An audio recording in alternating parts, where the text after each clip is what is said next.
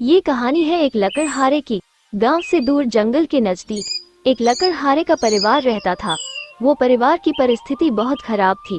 परिवार में सिर्फ दो व्यक्ति थे, रामू और विमला। रामू बहुत मेहनती था। विमला घर का काम देखती थी और घर काम के साथ साथ रामू को भी मदद करती थी।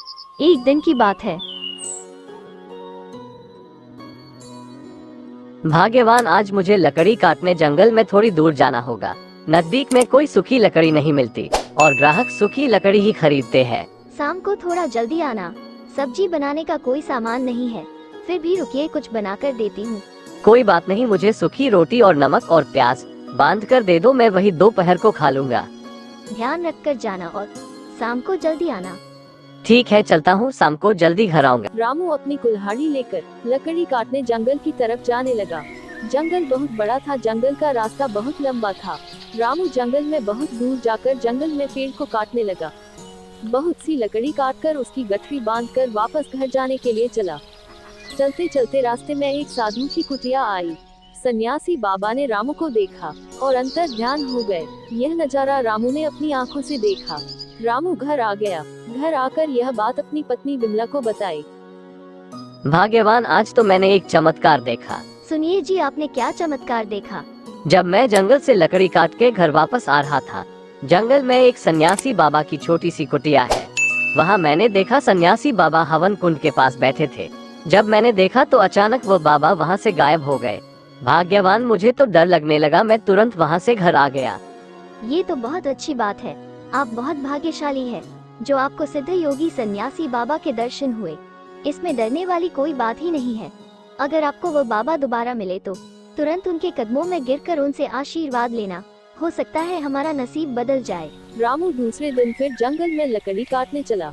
जब वह सन्यासी बाबा की कुटिया के पास जाकर देखा तो बाबा वहाँ नहीं थे। रामू सोच में पड़ गया, यह क्या चमत्कार है। कल तो बाबा यही थे, आज क्यों नहीं? रामू ने बाबा को वहाँ ना देखा तो थोड़ा दुखी हुआ, लेकिन रामू ने मन में एक संकल्प किया, जब तक मैं लकड़ी काटने जंगल जाऊंगा रोज एक दो लकड़ी इस हवन कुंड में डालूंगा। रामू जंगल में आगे बढ़ा, जंगल से लकड़ी काटी और घर के लिए निकला। जब कुटिया के पास आया तो बाबा के दर्शन हो गए। हवन कुंड में एक लकड़ी डाली और अपने घर चला गया। दूसरे दिन बाजार में लकड़ी बेचने गया, लेकिन कभी लकड़ी बिक जाती थी और कभी लकड़ी लेकर वापस घर आना पड़ता था। क्या हुआ, आज फिर लकड़ी नहीं बिकी? कोई बात नहीं, आप दुखी ना हो, अपना नसीब ही खराब है। भाग्यवान, बाजार में लोग सूखी लकड़ी देख करके खरीदते हैं। अगर सूखी लकड़ी ना हो तो लोग नहीं खरीदते। हमारी लकड़ी के गट्ठे में थोड़ी गीली लकड़ी है, इस वजह से अपनी लकड़ी नहीं बिकी। ठीक है, वो लकड़ी को आज मैं धूप में सूखने रख दूंगी। ग्राहक को रोज मैं सूखी लकड़ी कहाँ से ला कर दूं? मैं तो बहुत परेशान हूँ।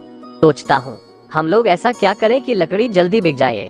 वो लकड़ी को आज मैं धूप में सूखने रख दूंगी और आप दूसरी लकड़ी काट लाना। सब लकड़ी साथ में सुखाकर बेचने जाना। सूखी लकड़ी देखकर ग्राहक ज्यादा लकड़ी खरीदेंगे। रोज की तरह रामू लकड़ी काटने जंगल के लिए निकल पड़ा। रास्ते में सोच रहा था कि शायद आज बाबाजी के दर्शन हो जाए, लेकिन बाबाजी अपनी कुटिया से जंगल के रास्ते कहीं जाने लगे। रामू जल्दी से लकड़ी काटी और स्वामी जी की कुटिया की तरफ जाने लगा। जब कुटिया तक आया तो बाबा वहाँ पर नहीं थे। रामू निराश होकर कुंड में लकड़ी डालकर घर जाने लगा। विमला अपने घर काम में व्यस्त थी। रामू विमला से कहने लगा, भाग्यवान, जंगल में जो स्वामी जी है वो बहुत ही पहुँचे हुए योगी है। जिस दिन हम सोचते हैं कि आज बाबा के दर्शन करने हैं, उस दिन उनके दर्शन नहीं होते और कभी कभी अचानक ही दर्शन हो जाते हैं। आप कितने भाग्यशाली है, आपने सन्यासी बाबा के दर्शन किए। आप एक दिन सिर्फ लकड़ी काटने नहीं, बाबा के आश्रम उनके दर्शन के लिए जाओ। शायद स्वामी जी आपको दर्शन दे दे। तुम ठीक कहती हो, मुझे उसके आश्रम में जाना चाहिए, बाबा के आशीर्वाद लेने चाहिए। मैं कल लकड़ी काटने नहीं, सिर्फ बाबा के आश्रम उनके दर्शन करने जाऊंगा। विमला की बात सुनकर रामू जंगल में बाबा के दर्शन के लिए निकला। स्वामी जी सिद्ध योगी थे, उनको मालूम था रामू उनके दर्शन के लिए आ रहा है। स्वामी जी रामू को दर्शन देने के लिए सामने ही खड़े थे। स्वामी जी के चरणों में गिरकर रामू कहने लगा, स्वामी जी, मुझ पर दया करें, मैं आपके दर्शन के लिए कितना बेचैन था। आज रूबरू आपके दर्शन हुए, मेरा जीवन धन्य हो गया। अरे रामू बेटा, मैं जानता हूँ तू एक लकड़हारा है। मुझे ये भी मालूम है तू परिस्थिति से बहुत गरीब है। बेटा, तूने मेरी जो सेवा की है उनसे मैं प्रसन्न होकर तुमको दर्शन देने वाला ही था। मुझे मालूम है मेरी अनुपस्थित में तूने ये हवन कुंड हमेशा अखंड रखा। मैं जब हिमालय गया था तब तू रोज यहाँ लकड़ी डाल के जाता था। स्वामी जी आप तो अंतर्यामी हैं। मुझ गरीब को क्या पहचान, आपके दर्शन पाकर मेरा जीवन धन्य हो गया। रामू तू बहुत गरीब है, मैं जानता हूँ। कभी कभी तुम पति पत्नी को भूखे पेट सोना पड़ता था, लेकिन बेटा आज से तुम्हारे गरीबी के दिन गए। अब से तुम लोगों का खुशहाल जीवन जीने का वक्त आया है। बेटा मैं तुम्हें ये कमंडल देता हूँ। ये कमंडल तू संभल कर रखना। ये कमंडल तुम्हारी सब मनोकामना पूरी करेगा। इस कमंडल के सामने आंख बंद करके जो भी मांगोगे वो सब तुमको मिलेगा। लेकिन एक बात याद रखना, जैसे आज तेरी मदद मैंने की है उसी तरह तू भी मजबूर और लाचार लोगों की मदद करना। जीवन में कभी अभिमान मत करना, वरना ये कमंडल गायब हो जाएगा। स्वामी जी मैं बिल्कुल वैसा ही करूँगा जैसा आपने कहा है। मैं आज एक संकल्प लेता हूँ, मैं पूरा जीवन रोज एक गरीब की मदद करके ही खाऊंगा।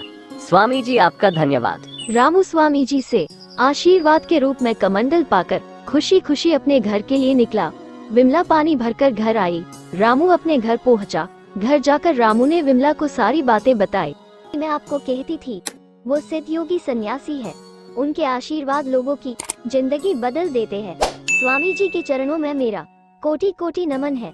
भाग्यवान तुम सही कहती थी। स्वामी जी ने तो हमारा जीवन बदल दिया। अब हम लोग गरीब और लाचार लोगों की मदद के लिए खाने पीने और रहने के लिए बंदोबस्त करेंगे और मेरा संकल्प पूरा करेंगे। ये कहानी से यह शिक्षा मिलती कि जीवन में की गई सेवा और मदद का फल कभी ना कभी मिलता है। अपने पास कुछ है तो दूसरों की मदद करनी चाहिए। दोस्तों अगर आपको हमारा यह वीडियो पसंद आया हो तो प्लीज लाइक, शेयर और सब्सक्राइब करना ना भूले। आपका धन्यवाद।